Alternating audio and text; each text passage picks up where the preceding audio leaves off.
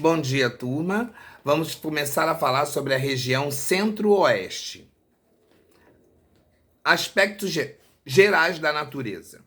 Formada por 3 estados, Goiás, Mato Grosso e Mato Grosso do Sul, e um distrito federal, a região Centro-Oeste ocupa uma área de 1.606.240 km². Segundo dados do IBGE, em 2018, a população estimada dessa região era de 16.085.885 habitantes. O relevo. Na região Centro-Oeste, predominam áreas de planalto com altitudes não muito elevadas. A maior parte dessas áreas tem entre 200 a 800 metros e nelas ocorrem diversas serras e chapadas, rodeadas parcialmente por depressões. As formações de planalto com altitudes maiores que 800 metros estão em algumas porções do estado de Goiás. Nos estados de Mato Grosso e Mato Grosso do Sul está a extensa planície do Pantanal, para onde convergem rios vindos de diversas direções e que compõem a bacia hidrográfica do Rio Paraguai. Serras e chapadas constituem importantes divisores de água das principais bacias hidrográficas do país.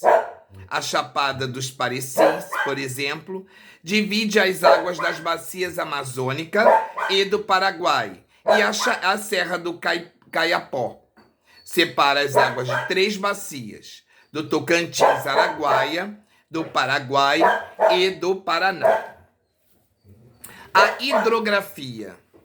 As principais bacias hidrográficas que banham a região Centro-Oeste são as dos rios Amazonas, Paraná, Paraguai, Tocantins, Araguaia. A bacia do Tocantins, Araguaia estende-se do leste de Mato Grosso, atravessando o norte de Goiás ao norte do país, onde está localizada uma das maiores hidrelétricas do Brasil, a usina do Tucuruí, no Pará.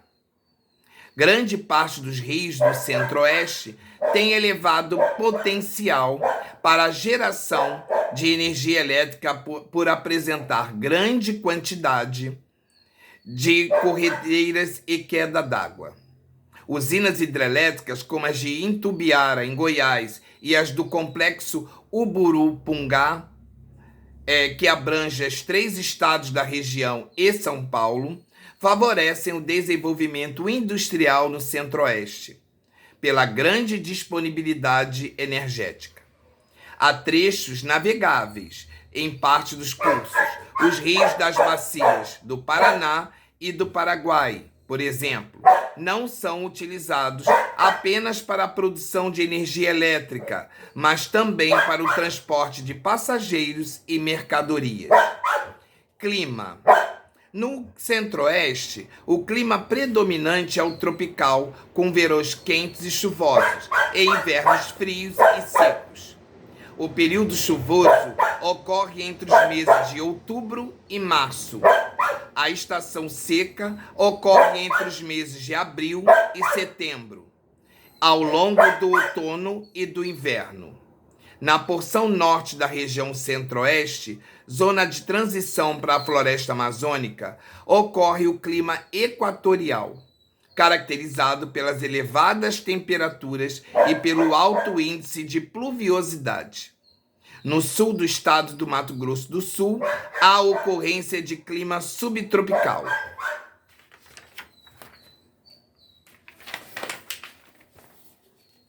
Vegetação. Na região Centro-Oeste, encontra-se o Pantanal, bioma marcado pela presença de uma grande área de planície drenada por muitos rios e com espécies vegetais e animais da Mata Atlântica, da Floresta Amazônica e do Cerrado. No restante da região, predomina a vegetação do Cerrado. A principal característica do Cerrado é a predominância de espécies rasteiras, com pequenos arbustos e árvores tortuosas. Essa formação vegetal apresenta 5 tipos fisionômicos: campo limpo, campo com predomínio de gramíneas, campo sujo, com cobertura constituída de árvores esparsas, distante uma das outras, campo cerrado, área com predomínio absoluto de espécies herbáceas e algumas arbustivas, apresenta vegetação mais fechada que o campo sujo. Cerrado típico, conjunto caracterizado pela presença de árvores baixas, a maioria com altura inferior a 12 metros, inclinadas, tortuosas, com ramificações irregulares e retorcidas. Cerradão, área com grande quantidade de árvores que podem chegar a 15 metros de altura. Nas áreas mais abertas do cerrado, onde há predominância de vegetação arbustiva, é comum a ocorrência de queimadas naturais, que exercem um importante papel no equilíbrio dessa formação. O fogo estimula algumas etapas do ciclo de vida de muitas espécies, principalmente as herbáceas, além de promover a reciclagem da matéria orgânica, uma vez que as cinzas, com as chuvas, disponibilizam nutrientes às raízes das plantas. Sem esse equilíbrio, muitos animais perderiam seu habitat e diversos tipos de plantas deixariam de existir na região. Entretanto, além das queimadas naturais, muitas vezes provocadas por raios, são frequentes as queimadas realizadas com o objetivo de preparar o solo para a prática agrícola, que atingem grandes proporções e colocam em risco a vida dos animais silvestres.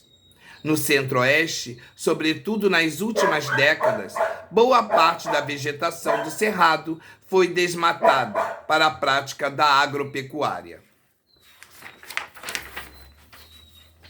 Organização do espaço da região Centro-Oeste. Características gerais atuais. O Centro-Oeste é uma região do Brasil de ocupação mais recente. Embora sua exploração tenha se iniciado no século XVII, foi durante o século XX que o povoamento se intensificou. Região menos populosa no Brasil em 2018, com pouco mais de 16 milhões de habitantes, o Centro-Oeste abriga apenas 2 regiões metropolitanas, a de Goiânia e a de Cuiabá, além da região integrada de desenvolvimento do Distrito Federal e entorno, RAID, onde está situada a capital do país, Brasília. A maior parte da população do Centro-Oeste é urbana. O uso de tecnologias na produção agropecuária e o crescimento industrial, além da construção de Brasília, influenciaram a migração de milhares de pessoas para as cidades da região. O início da ocupação das entradas e bandeiras no século XVII. O interior do Brasil começou a ser explorado mais intensamente no início do século XVII, por expedições pioneiras, chamadas de entradas e bandeiras.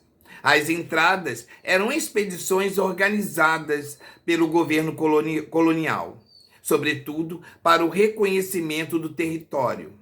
As bandeiras eram organizadas por colonos paulistas que visavam ao aprisionamento dos indígenas para o trabalho escravo e a exploração de pedras e metais preciosos. Com a descoberta de ouro no atual estado de Minas Gerais, em 1693, milhares de pessoas se estabeleceram ao redor das áreas de mineração, que também se estendiam por áreas da atual região Centro-Oeste.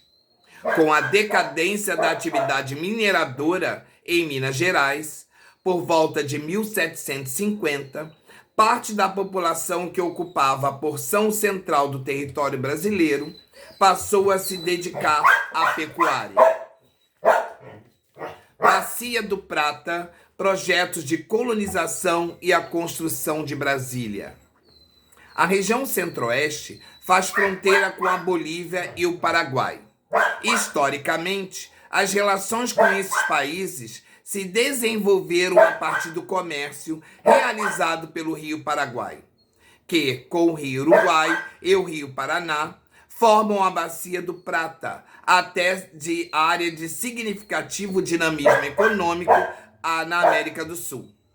No fim do século XIX e início do século XX, a circulação de mercadorias e pessoas na Bacia do Prata era controlada especialmente pela Argentina.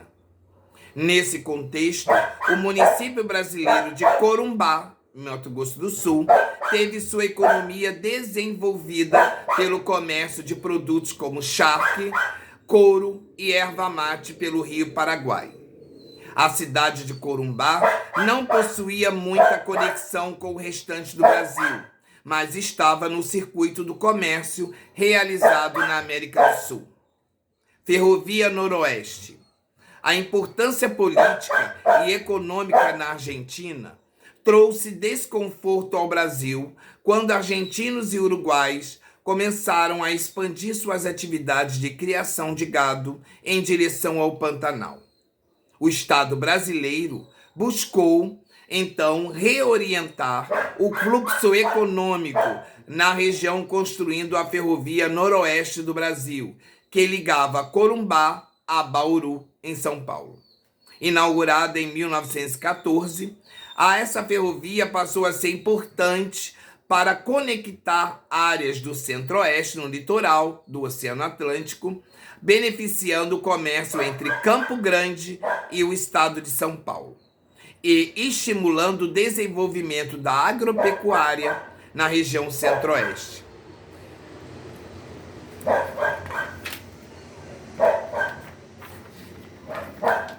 Projetos de ocupação e de colonização. Na década de 1940, o então presidente Getúlio Vargas determinou a criação do projeto Marcha para o Oeste, com o objetivo de incentivar a ocupação na porção central do Brasil.